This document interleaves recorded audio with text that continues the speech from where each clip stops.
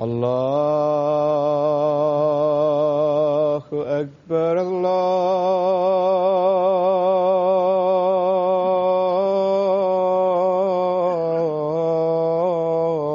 الله أكبر الله أكبر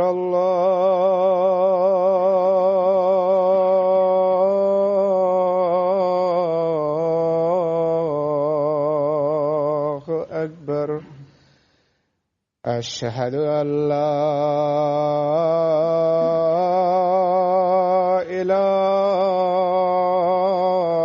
إله إلا الله أشهد أن لا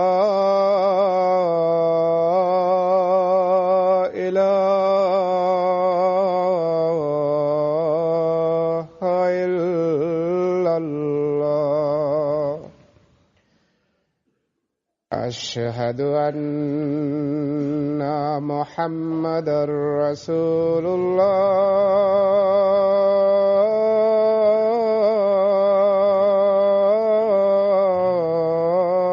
الله أشهد أن محمدًا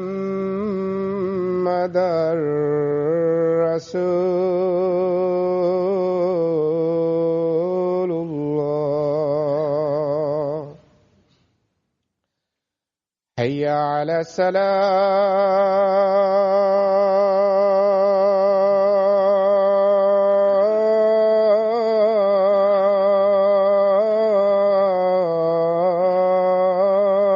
الصلاة حي على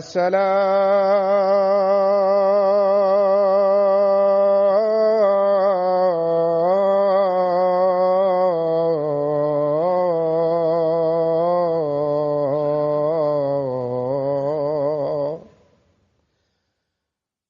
حي على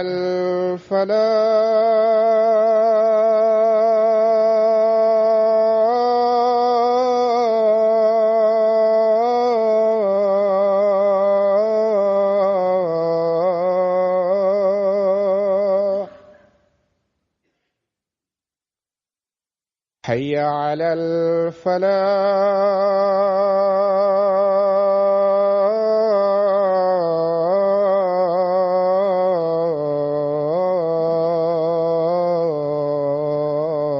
الفلاح الله أكبر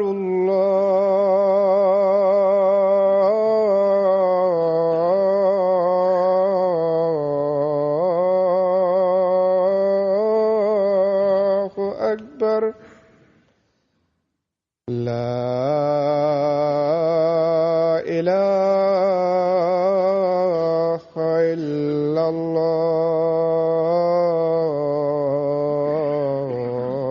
الله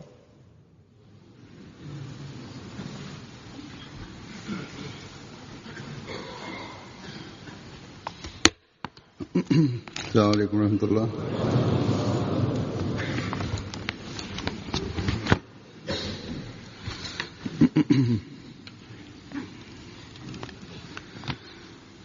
أشهد أن لا إله إلا الله وحده لا شريك له وأشهد أن محمدًا عبده ورسوله أما بعد فأعوذ بالله من الشيطان الرجيم بسم الله الرحمن الرحيم الحمد لله رب العالمين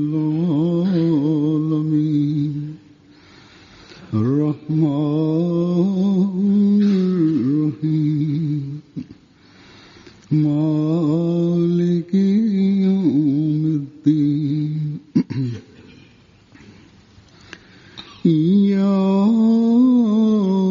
نعبد وإياك نستعين اهدنا الصراط المستقيم صراط الذين أنعمت عليهم غير المغضوب عليهم ولا الضالين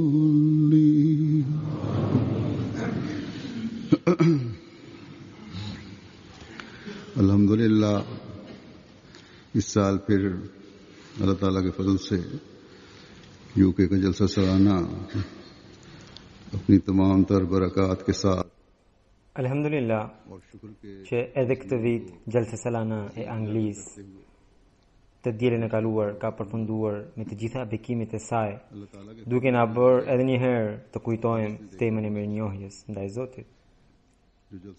Të gjithë ne kemi parë pamjet e bekimeve të Zotit, edhe ata që ishin të pranishëm në Gjalsa, por edhe ata që e shikonin Gjalsën drejt për drejt kudo në botë përmes kanalit MTA. Gjithashtu edhe ata që e shikonin përmes internetit përsëri drejt për drejt, të cilët ishin afërsisht 100.000 persona. Pra, është bekim shumë i madh i Zotit që edhe përmes mjeteve të reja, mjeteve të kohës, antarët e xhamatit arrin të shikojnë aktivitetet pra Gjalsën drejt për drejt. Pas Gjalsës, me njëherë pas Gjalsës, më erdhën edhe vazhdojnë të vinë letra të pafundme, duke më uruar për suksesin e Gjalsës.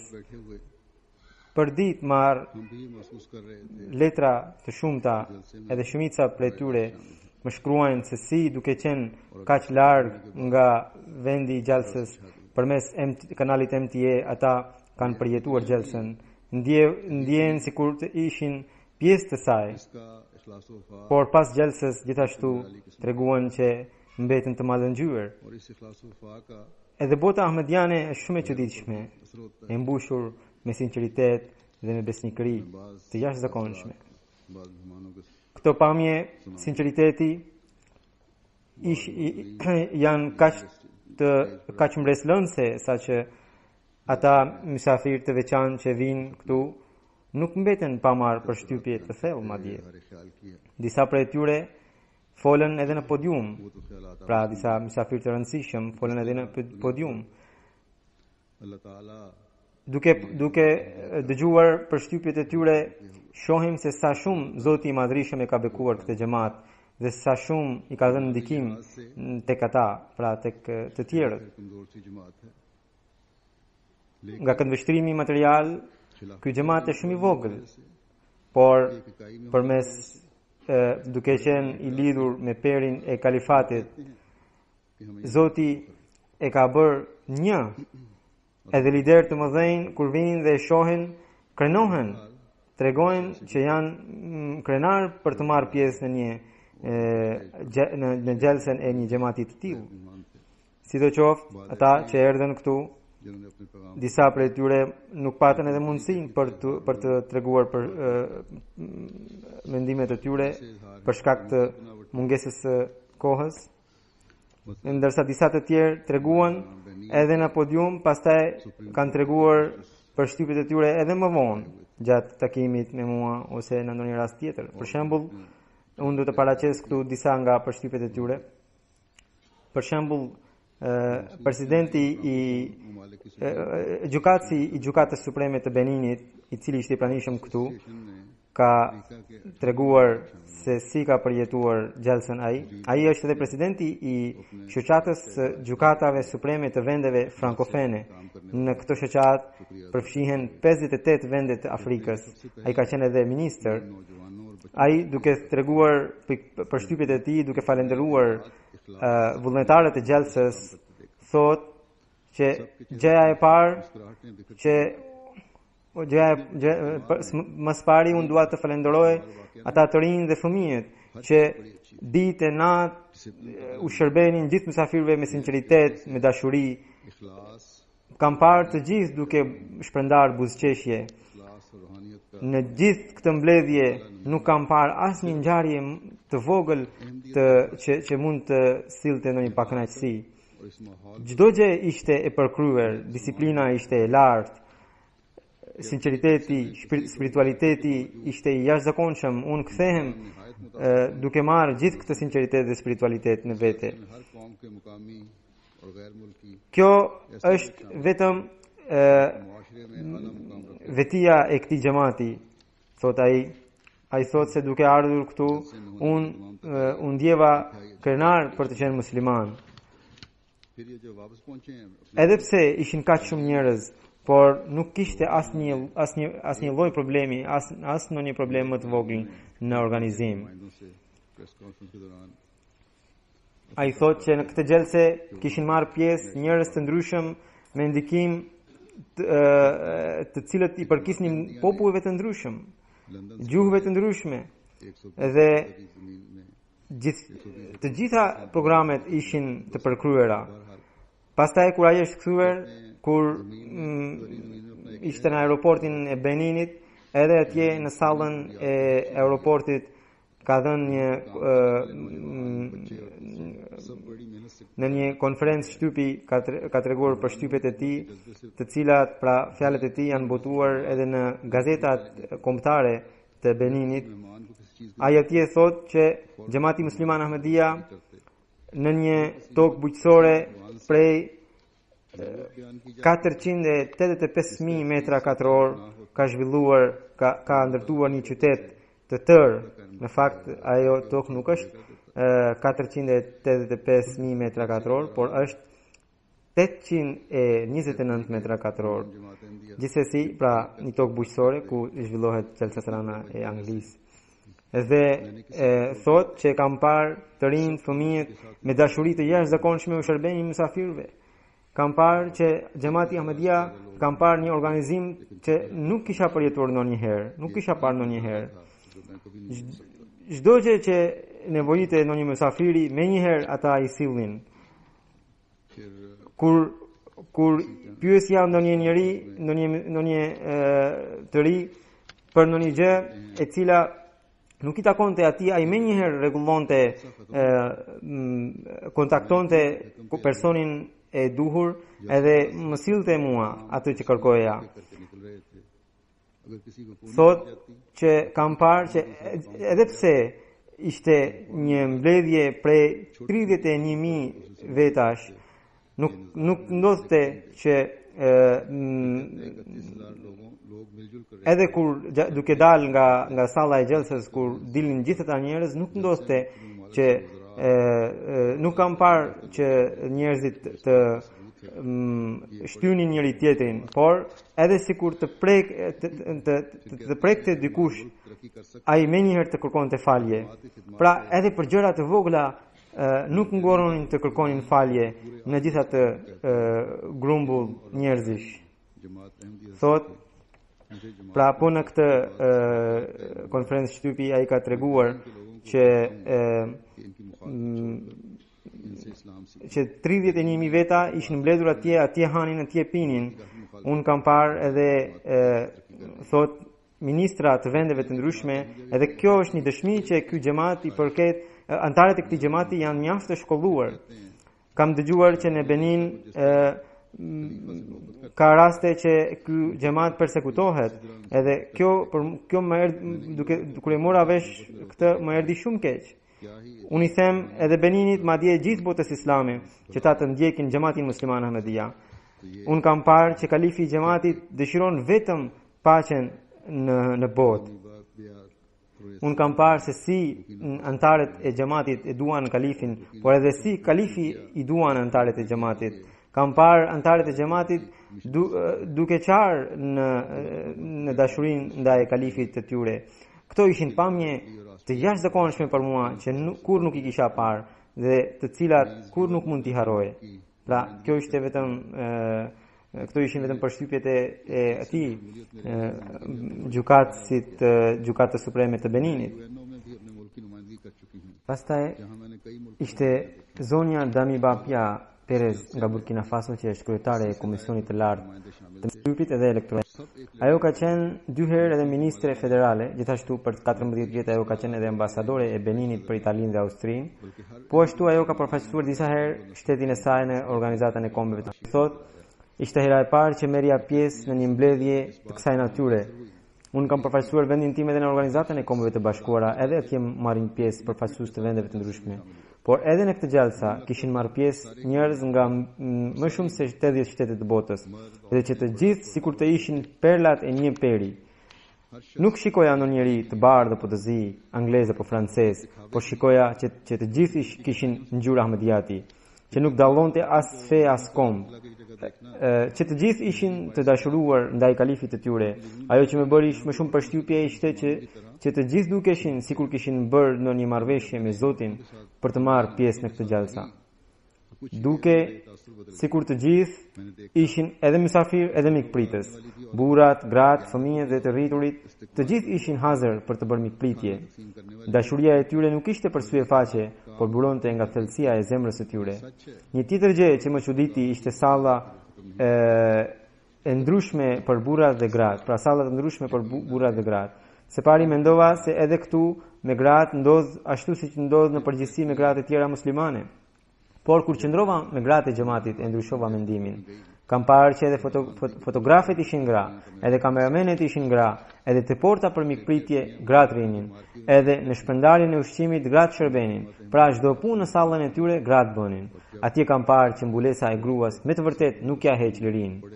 Nëse dikush nuk e beson këtë, le të vijë e të shikojë gratë ahmediane këtu. Më pas ajo thot, kur shkova në zyrën e udhëheqësit të xhamatit u befasova se si një zyrë kaq e vogël mund të bëhet qendër e botës. Unë kam dëgjuar fjalimin e udhëheqësit të xhamatit duke qëndruar edhe në sallën e burrave.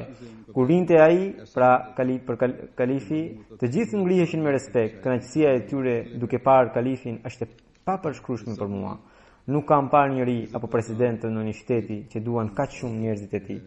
Gjatë fjalimit të tij, mira njerëz, ndër të cilët ishin fëmijë, pleq, të rinj e të gjithë, të ulur me heshtje të plot e me dignitet të papar ishin. Duke sikur aty nuk ishin njerëz, por statuja të tyre. Për mua ishte një nder shumë i madh që isha pjesë e asaj mbledhjeje dhe se ishte hera e parë që përjetoja një gjë të tillë. Pastaj kishte ardhur edhe ministri i jashtëm i Sierra Leone-it, zotëri G.B. Dauda. Ai thotë, për shkak se shërbej si ministri i jashtëm i vendit tim, më bie të udhëtoj në vende të ndryshme të botës dhe marr pjesë në konferenca të mëdha ndërkombëtare. Por nuk kam parë në një konferencë kaq madhore si kjo, ku gjithkund theksoheshin dashuria, vëllazëria dhe spiritualiteti. Një tjetër mysafire po nga Sierra Leone ishte gjyqtare e gjykatës së lartë, zonja Musa Demibo. Ajo thot, gjalsa ishte organizuar në një mënyrë shumë të mirë dhe në të cilën çdo sektor si mikpritja, transporti, sigurimi, komunikacioni e tjera të gjitha kryen detyrat e tyre në mënyrë të shkëlqyer. Gjalsa ishte një forum mjaft i rëndësishëm për të shkurtuar largësinë që ndodhet midis kulturave dhe shoqërive të ndryshme. Profeti Muhammed sallallahu alaihi wasallam theksoi parimin e barazisë pikërisht për të integruar çdo individ në një bashkësi. Të gjithë folësit e gjalsës kanë mbajtur fjalime shumë të mira, saqë kufjet asnjëherë nuk ran nga veshët tanë. Gjatë gjalsës njerëzit kishin një vetmohim dhe dashuri të veçantë ndaj njëri tjetrit. Mikpritja nuk e kishte shembullin. Jo vetëm që të shërbenin, por duke shumë qartë që të jepe nder dhe respekt i madh. Të gjithë vullnetarët gjatë gjithë kohës kishin buzëqeshje në fytyrë, e cila në kuptimin e plot pasqyronte moton e xhamatit, dashuri për të gjithë, urrëtie për askën. Një tjetër mysafir ishte nga bregu i Fildishtës, zotëri Tore Ali. Ai është gjyqtari i gjykatës supreme të vendit të tij. Më përpara ka shërbyer për një kohë të gjatë si kryetar i kabinetit në Ministrinë e Kulturës. Është shumë interesuar në fe, studion dhe lexon shumë literaturë fetare. Çdo ditë studion Kuranin famlar, Edhe në hotelin ku kishte qëndruar gjatë ditëve të gjalsas, kishte organizuar faljen e namazit të tahajjudit dhe të sabahut. Edhe në sallën e gjalsas vazhdimisht interesohej për oraret e faljes. Gjithmonë shqetësohej të mos i ikte në një namaz me xhamat. Kur recitua një poezi e Mesihut premtuar Islam në sesionin e parë të gjalsas, ai u prek aq shumë sa që u përlot. Më vonë tha se fjalët e Mesihut premtuar Islam i hynin drejt në zemër. Nuk kishte dëgjuar një trajtim të tillë për temën e takuas, duke dëgjuar të cilën, siç thot ai, veten e ndjente si asgjë. Për këtë arsye nuk arriti të përmbahe dhe shpërtheu në lot. Ditën e fundit tha, kam qenë krejtësisht i shkëputur nga bota materiale për 3 ditë radhazi. Kam qenë në një ambient tërësisht shpirtëror ku kishte vetëm lumturi. Tani që mbaroi gjalsa, sikur jam kthyer përsëri në botën materiale, dhe ja po filloj të marr në telefon të afërmit dhe shokët e mi.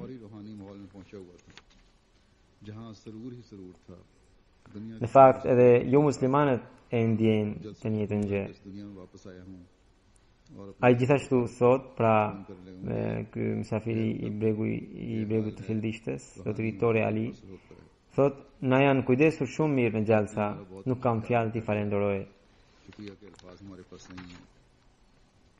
Një tjetër mysafir ishte nga Kongo, i cili ishte këshilltar i ish presidentit të Kongos. Aktualisht është kryetar i partisë së tij dhe në zgjedhjet e ardhshme do të garojë për presidentin e vendit, për postin e presidentit të vendit.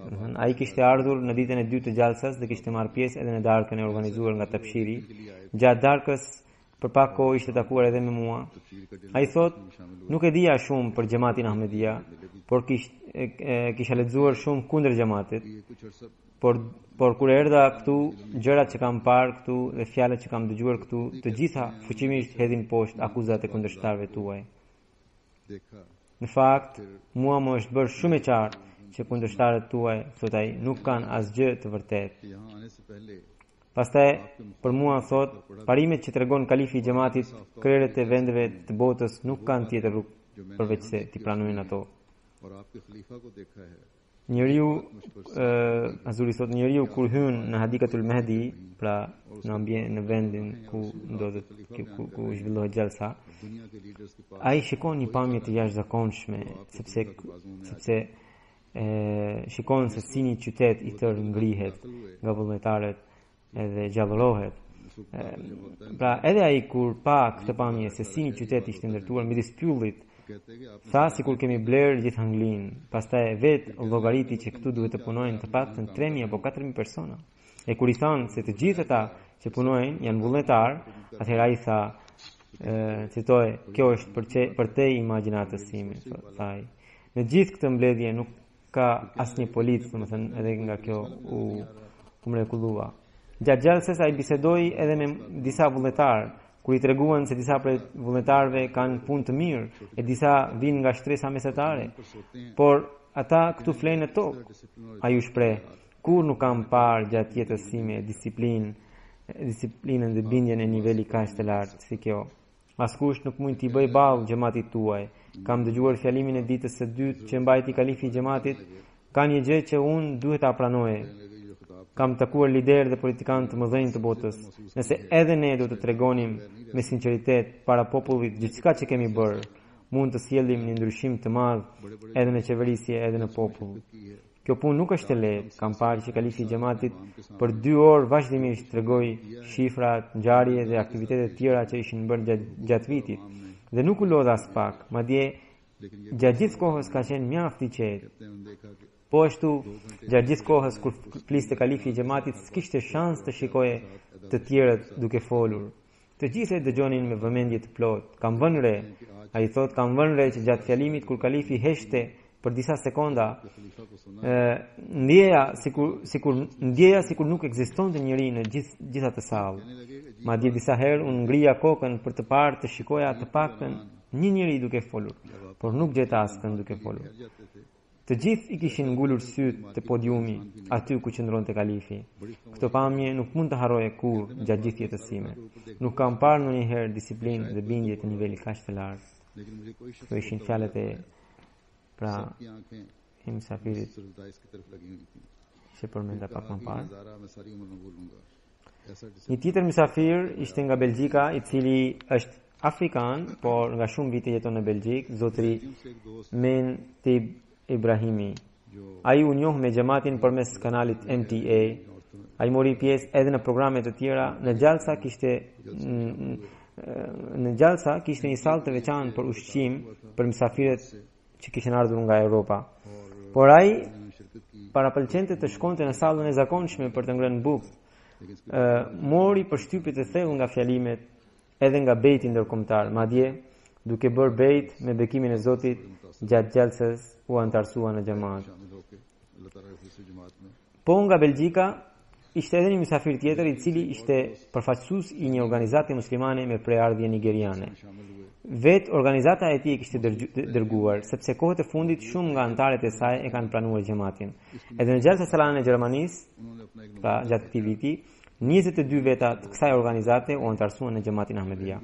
Organizata ishte interesuar të dinte se si është xhamati në të vërtetë, çfarë arsye ka që njerëzit largohen nga ajo dhe vinë në këtë xhamat. Kështu që përfaqësuesi i saj kishte ardhur me synimin për të parë të metat e xhamatit, në mënyrë që të tregonte njerëzve të tij që këto gjëra nuk janë në rregull në këtë xhamat. Ai ndoqi gjitha programet e xhalsas. Përveç kësaj, çdo mbrëmje diskutonte me njerëz të ndryshëm rreth xhamatit. Ai thotë, programet dhe diskutimet më bindën mjaft dhe nuk kam parë asnjë gjë kundër Islamit në të gjithë xhalsan. Më tokoi edhe mua dhe tha se fjalimet e mia e kishin ndikuar shumë dhe ishte shumë i gëzuar që kishte marrë pjesë në xhalsa. Për xhalsan ai thotë, xhalsa juaj është një event i jashtëzakonshëm, kam marrë mbres të thellë nga dashuria dhe sinqeriteti i gjithë vullnetarëve. मौसूफ ने जलसे की तमाम कार्रवाई सुनी रोजाना शाम को मुख्तलिफ Presidenti i xhamatit musliman Ahmedia të Tajikistan gjithashtu kishte marrë pjesë në xhalsa. Ai edhe pse nuk kishte ardhur për herë të parë, जैसे उनकी बात हुई pa edhe më përpara kishte ardhur, por ai thot më shkruan që कि मैंने पूरे जलसे gjithçka që kam parë në xhalsa nuk mund të përshkruaj. और फिर कहते हैं कि आपके खुताबात Nëse do të shkruaj në një gjë, atëherë e vetmja gjë që më vjen në mendje është kjo që xhalsa është një mrekulli e vërtetë. मैं तमाम कारकुनान और खिदमत Nuk kam në një fjalë tjetër përveç kësaj, thot ai. Ai thot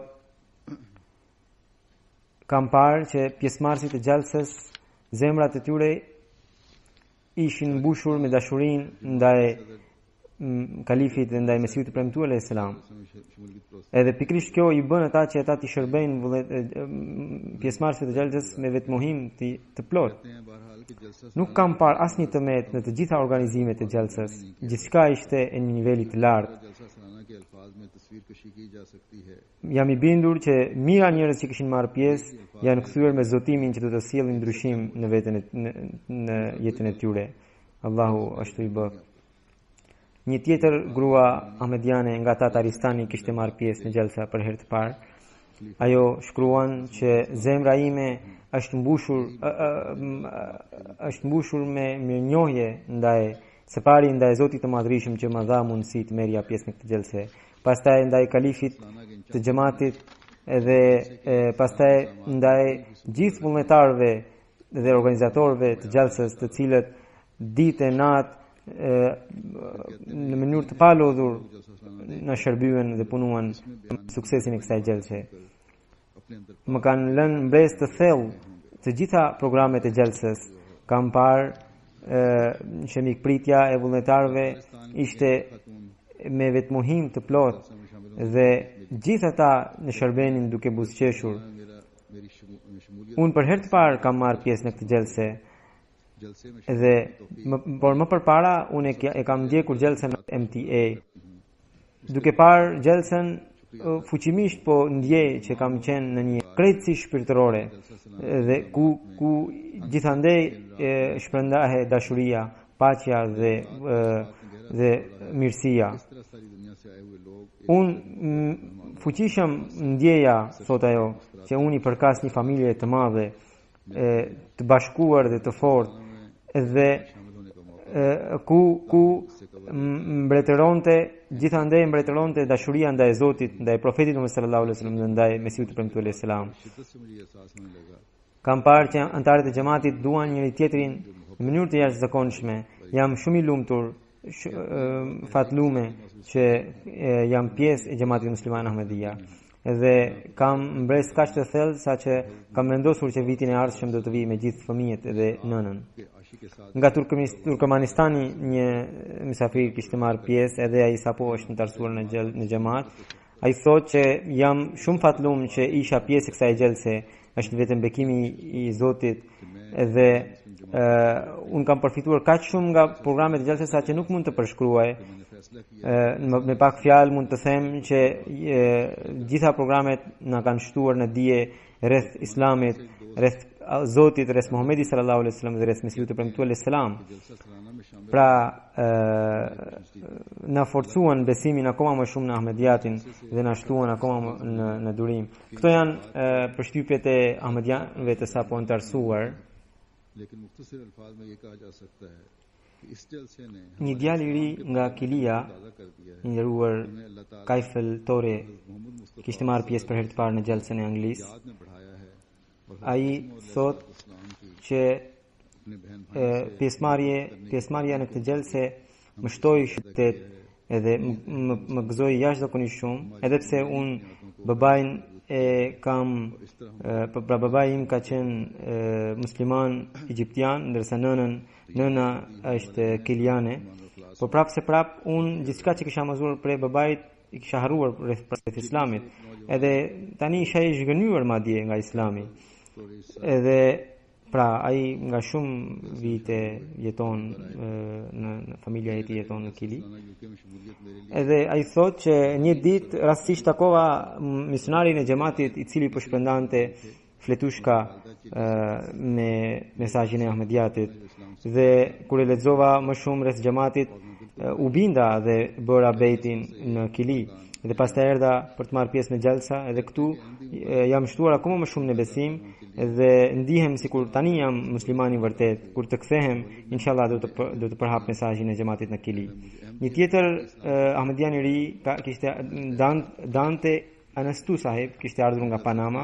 Kjo ishte hera e parë që dikush vjen në gjelsen e Anglisë nga Panama. Ai thotë që ka mësuar shumë gjëra nga gjelsa e Anglisë. Edhe pjesëmarrja në këtë gjelse më shtoi më shumë në besim. Vëllazërinë që kam parë këtu nuk kam parë në ndonjë vend tjetër musliman.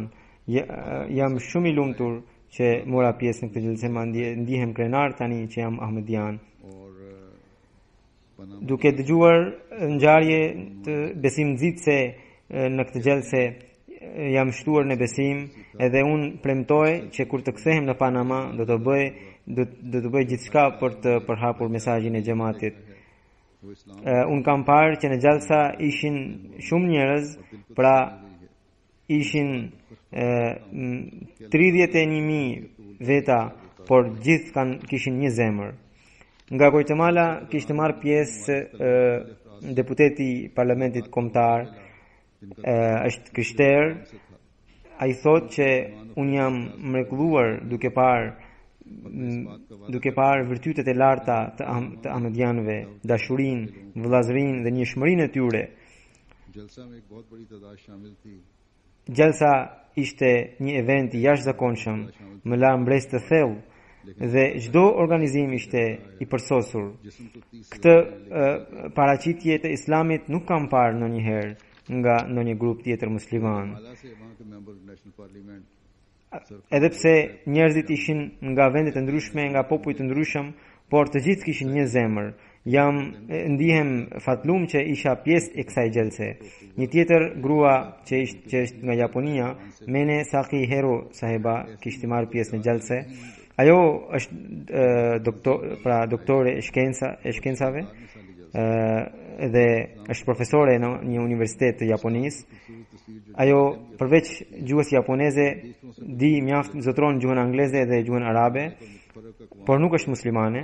Ajo thotë se për mua ishte kënaqësi e madhe që isha pjesëmarrëse e kësaj gjelse. Kur kam takuar Ahmedianët e vendeve arabe, pra Ahmedianët arab, jam mrekulluar shumë, kam marrë mbres të thellë nga ata. Gjatë tsunamiut të kaluar në Japoni, antarët e xhamatit Ahmediyya kishin ardhur për të dërguar për të shpërndar ndihmat nga ana e tyre.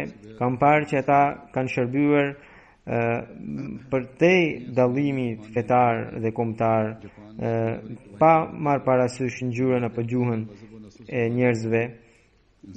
Unë kam parë që ata nuk kanë asnjë ndryshim në fjalë dhe në veprat, pra bëjnë atë që thonë. Nga Gjana, një deputet pra i parlamentit të Gjanas kishte ardhur i cili ishte musliman, pra zotri Manzur Nadir Sahib. Ai për shumë vite, nga shumë vite është deputet i parlamentit, ka qenë edhe ministri për punëtorët, edhe ministri i industrisë. Aktualisht është këshilltari i presidentit për çështjet politike. Ai thot që është shumë indikuar nga organizimet e gjalsës, ka marrë pjesë në të gjitha programet, pra gjatë 3 ditëve, dhe ditën e dytë kur dëgjoi raportin e xhamatit, tha se jam mrekulluar nga arritjet e xhamatit gjatë vitit dhe nga ngjarjet mbretëllënëse, ato me siguri edhe për mua ishin besim nxitse. Nga Belgjika një jo muslimane kishte marrë pjesë, pra një grua jo muslimane, Ms. Ele Eni Maria. Ajo është këshilltare për teknologjinë informatike. Ajo e njohu me xhamatin përmes një antari të Belgjikës, të xhamatit të Belgjikës, dhe pastaj informacione të tjera ka marrë përmes faqes së xhamatit. U interesua për xhamatin, edhe xhamati i Belgjikës e ka dërguar në Gjalsasaranën e Anglisë.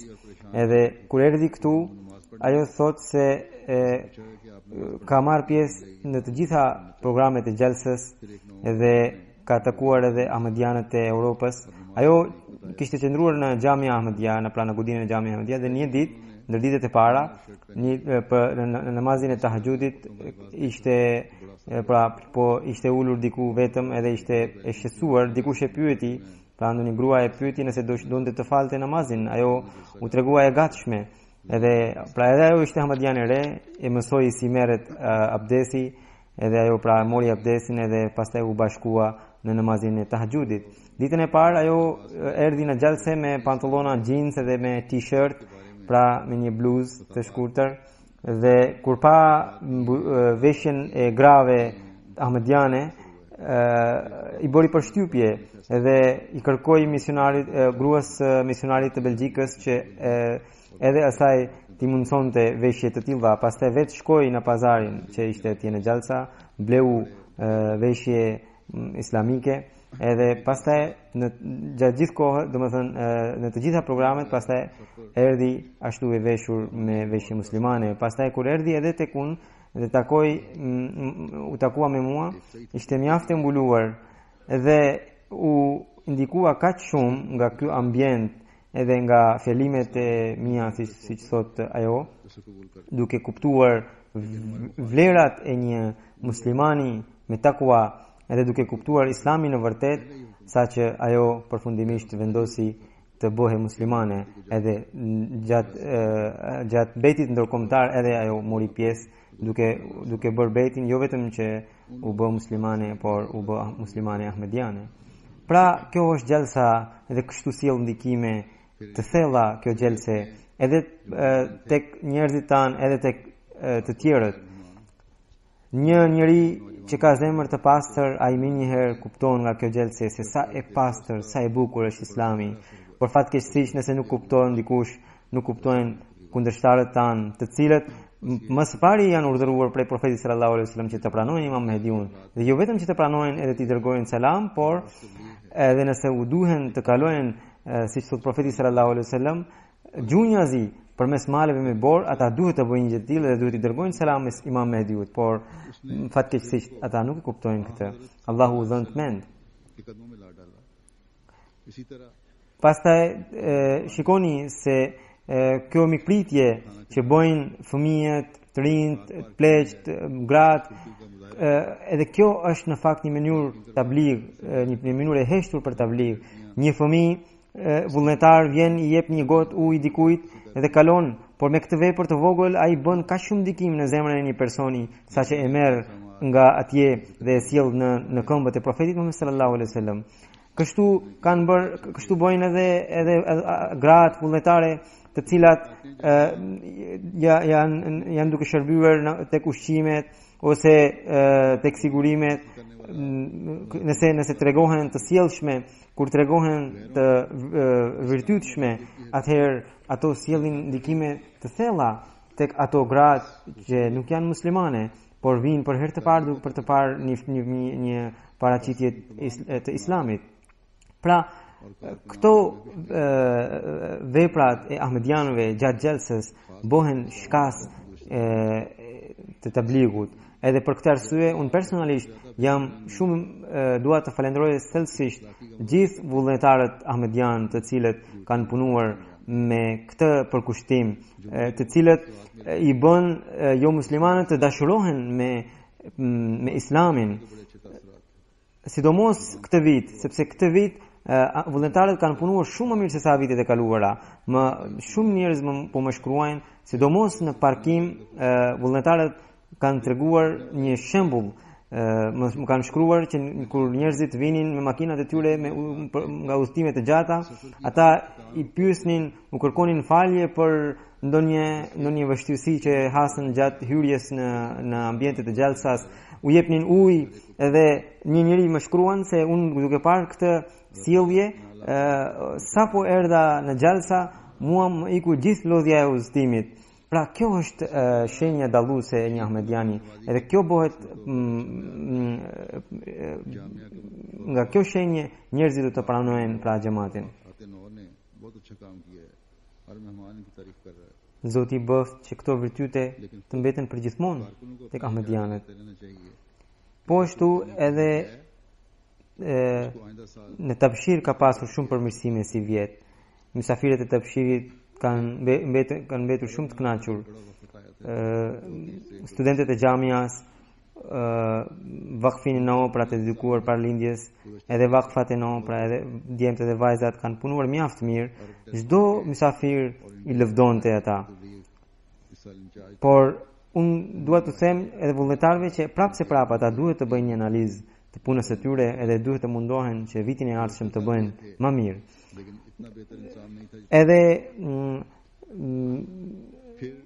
Edhe zyra e arabëve ka punuar shumë mirë, si vjet kishin ardhur më shumë se 110 arab pra që morën pjesë në xhalsa, edhe organizimi i tyre ka qenë mjaft i mirë. Alhamdulillah, mashallah kanë punuar shumë mirë dhe Allahu i shpërblef me të mirat. Pastaj edhe një gjë që njerëzit më kanë treguar se ka qenë diçka e mirë ishte ekspozita e fotografive. Në përgjithësi edhe ahmedianët i kanë pëlqyer sepse edhe ata mësuan për historinë e xhamatit, por edhe të tjerët i pëlqyen dhe mësuan për historinë e xhamatit. Po ashtu edhe kuzhina si vjet ka qenë mjaft mirë, edhe buka alhamdulillah është pëlqyer në përgjithësi nga të gjithë. Po ashtu edhe gjella. Por një zotëri më ka shkruar që ati nuk i pëlqeu gjella, madje thotë që një herë vinte erë dhe ishte ndjenjur gjella. Pra kritikat e ndryshme. Ndërsa unë vetë kam shkuar disa herë dhe kam kontrolluar vetë, gjella ishte mjaft mirë, nuk e di ai kur e pa se ishte ndjenjur. Në fakt ai ka këtë zakon për ta kritikuar të tjerët edhe për të lavduar veten. Unë e njoh zotëriun, pra unë e njoh atë zotëri. Një fjali që ai shkruan në letrën e tij, edhe ajo pasqyron pra adetin e tij, thotë që kur unë shërbeja në Gjermani, në kuzhinën e xhamatit, gjatë kohës së kalifit të katërt, thotë që kalifi i katërt kur më shikonte, kur më pa një herë, tha që kur ti je në kuzhinë nuk shqetësohem. Këto fjalë, pra ai shkroi, tregojnë që ai ati I pëlqen vetja. Nëse kalifi I 4 do të dëgjonte sot se këto fjalë të tij ai I ka përdorur në këtë mënyrë, ai patjetër do t'i kthente që duat, pra sepse kjo mënyrë e vetpëlqimit dhe të kritikuarit ndaj të tjerëve nuk është mënyra e xhamatit. Ne secili nga ne duhet të bëjmë reformimin ton, duhet ta heqim këtë ves nga vetja. Dallimi ose shenja dalluese e këtij xhamati është bashkëpunimi. Xhamati nuk varet nga një person. Xhamati nuk është nga një person. Shenja e këtij xhamati është bashkëpunimi edhe ku të gjithë të vegjëlit, të mëdhenjt, gratë dhe burrat punojnë bashkë dhe tregojnë virtytet e tyre. Alhamdulillah, edhe në Angli tashmë ka jo qindra por mijëra vullnetar. Zoti na ka mundsuar kaq shumë vullnetar, saqë nëse hiqet njëri, vinë 10 të tjerë që tregojnë për ulësinë akoma më shumë se sa ai që u hoq, dhe që kanë më shumë frikë ndaj Zotit se sa pra ai që ka kaluar. Sidoqoftë unë I dua këta njerëz edhe madje lutem për ta. Disa vullnetarët për disa vullnetarëve më erdhi kjo ankesë, madje vetë nga Khudamul Ahmadiyya, dhe më thanë që vullnetarët e sigurimit janë treguar pak të rrept, dhe madje një djalë u pengua në mënyrë të panevojshme dhe u shty dhe ai u lëndua në këtë mënyrë. Organizatorët duhet të jenë të kujdesshëm që në sigurim duhet të jenë djem persona të cilët arrin të mbajnë veten, të cilët arrin të mbajnë veten në kontroll gjymtyrët e tyre. Është shumë e nevojshme që në sigurim duhet të kemi njerëz të tillë që në çdo situatë të jenë të qetë, që arrin të mbajnë veten në kontroll. Vitin e kaluar ata, pra organizatorët duhet të kenë parasysh edhe këtë. Sepse pak të nuk mund të jepet pra shërbimi I sigurimit. Një tjetër ankesë që më erdhi, e cila është kam përshtypje se ka të drejtë,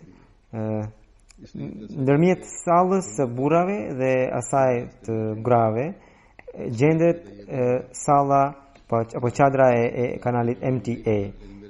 Aty ka disa zyra. Tani në rast emergjente, nëse njerëzit do të kenë nevojë të dalin me shpejtësi nga salla, atëherë kjo çadra e MTS do t'i pengojë ata. Për këtë arsye, ajo pra gruaja ka shkruar në letrën e saj që do të ishte mirë që zyra e MTS të ishte diku tjetër. Është e vërtetë kjo, në vitin e ardhshëm kështu duhet të ndodhë. Dhe po ashtu unë mendoj se kjo do ketë edhe një dobi tjetër që të dyja sallat, pra edhe e burrave edhe e grave, do të jenë më të freskëta. Një tjetër gjë që shkruan pra një grua nga Gjermania,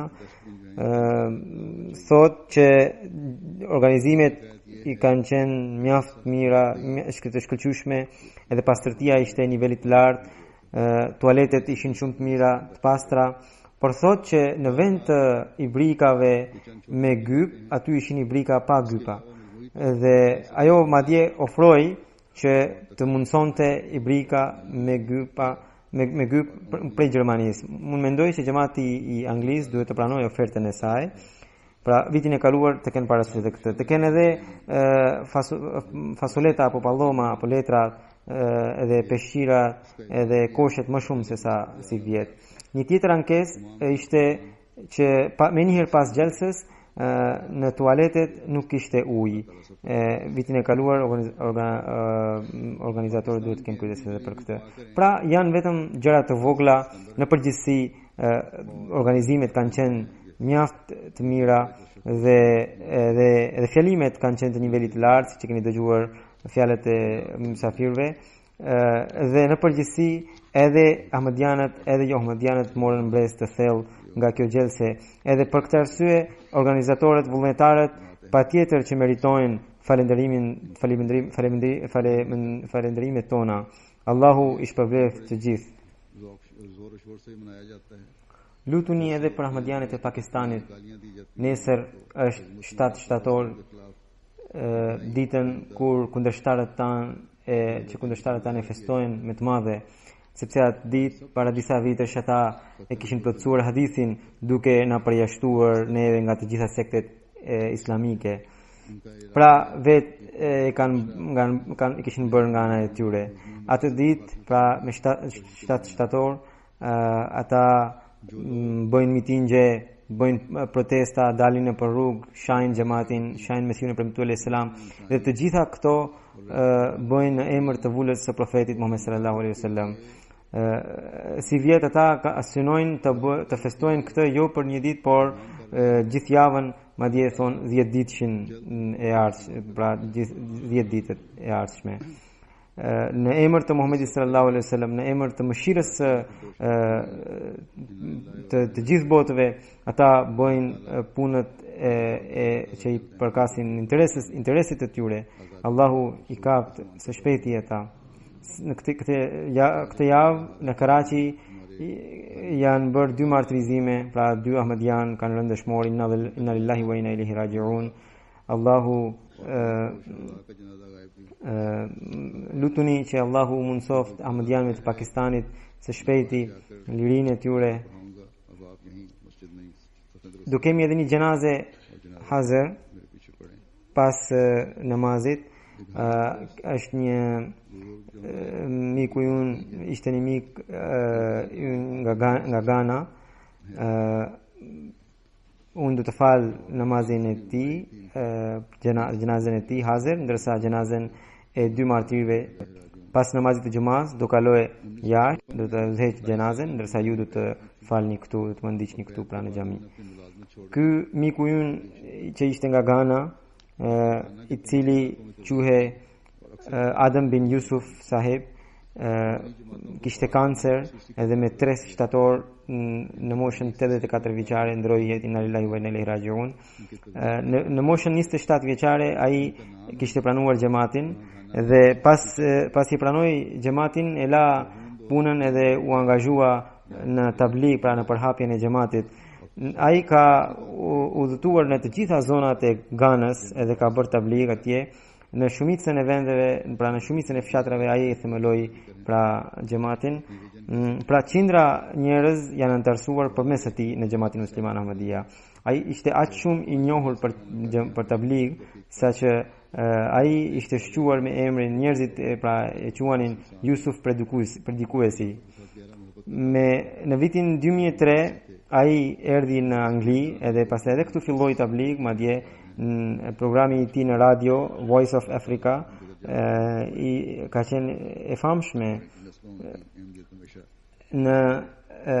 edhe në rajon, pra në vendin ku ishte në Angli, ka qenë sekretari i tabligut. Në 2001 ai ka bërë edhe haxh, në 2005 ka shkuar në Kadian edhe mori pjesë në Gjeltësranën atje. Ishte shumë njëri i mirë, i pastër dhe i rregullt në namazet, dhe kishte dashuri të veçantë edhe ndaj kalifatit, kishte bërë edhe vasiat. Ai la pas 2 gra dhe 10 vajza. Allahu ja ngrit nivelet në xhennet. Njëri ndër 2 dëshmorëve ishte doktor Seyed Tahir Ahmed Sahibi, i biri i doktor Seyed Manzur Ahmed Sahibit, që ishte nga Karachi. Ai, pra doktor Seyed Tahir Ahmed Sahibi u martirizua me 31 gusht. Ai ishte në klinikën e tij edhe i shikonte pacientët, ndërkohë erdhën 2 burra dhe 2 gra dhe njëri prej tyre, njëri prej burrave nxori automatikun dhe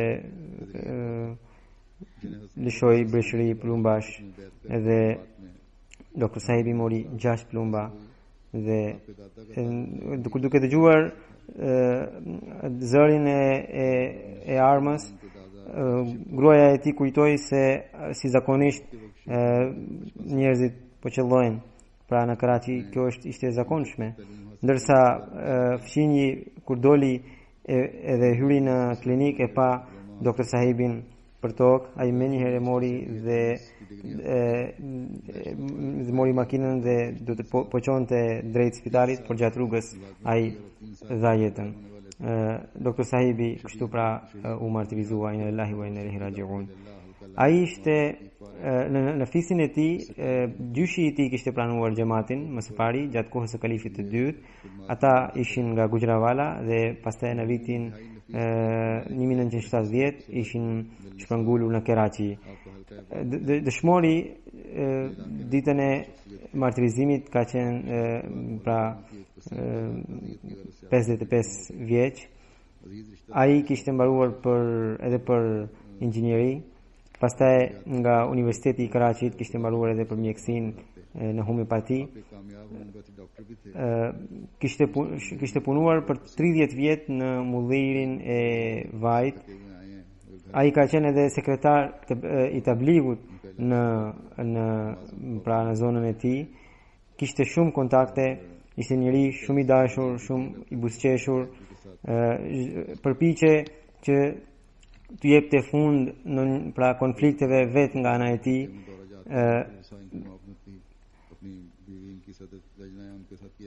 Ai ishte gjithashtu mjek i suksesshëm pra në homeopati. Pacientët e tij të rregullt gjithashtu ishin shumë. Edhe në vdekjen e tij kishin ardhur shumë njerëz pra në shtëpinë e tij. Ai ishte i rregullt edhe për namazet e tahajjudit.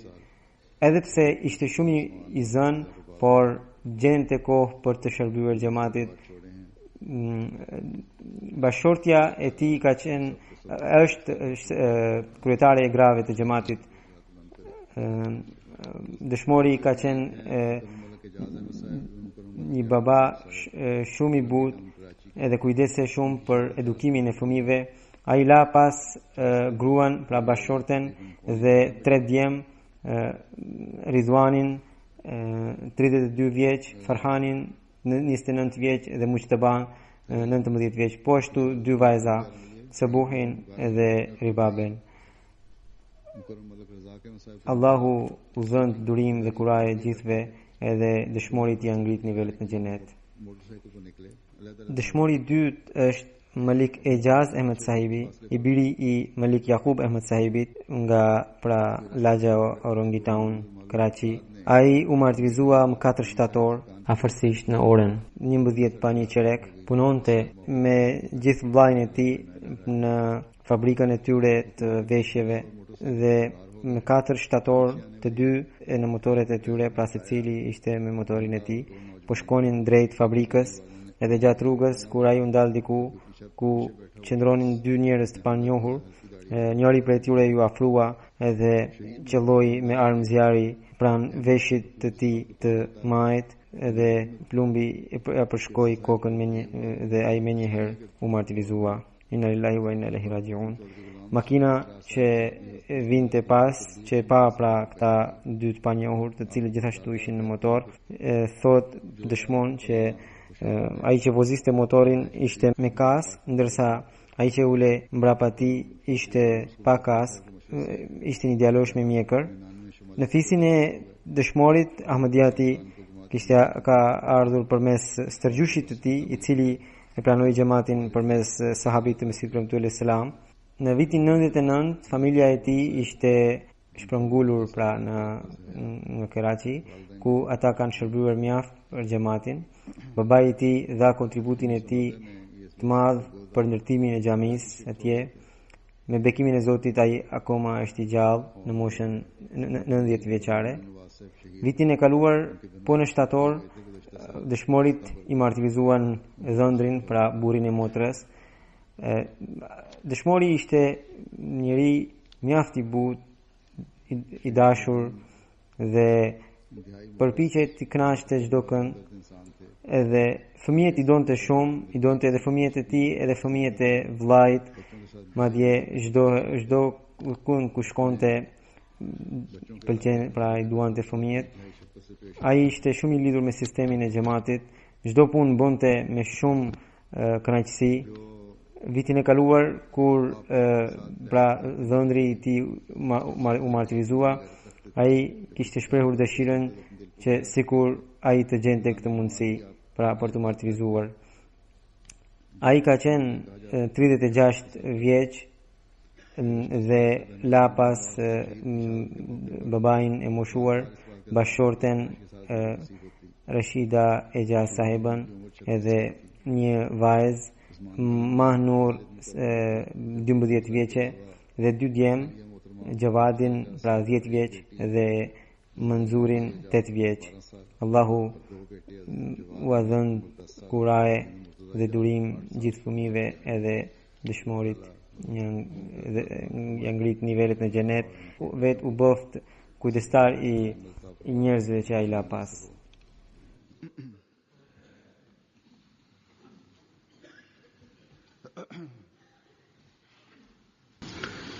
Alhamdulillah nahmaduhu wa nasta'inuhu wa nastaghfiruhu wa nu'minu bihi wa natawakkalu alayhi wa na'udhu billahi min shururi anfusina wa min sayyiati a'malina. من يهده الله فلا مضل له ومن يضلله فلا هادي له ونشهد أن لا إله إلا الله ونشهد أن محمدا عبده ورسوله. عباد الله رحمكم الله إن الله يأمر بالعدل والإحسان وإيتاء ذي القربى وينهى عن الفحشاء والمنكر والبغي يعظكم لعلكم تذكرون. اذكروا الله يذكركم وادعوه يستجب لكم ولذكر الله أكبر.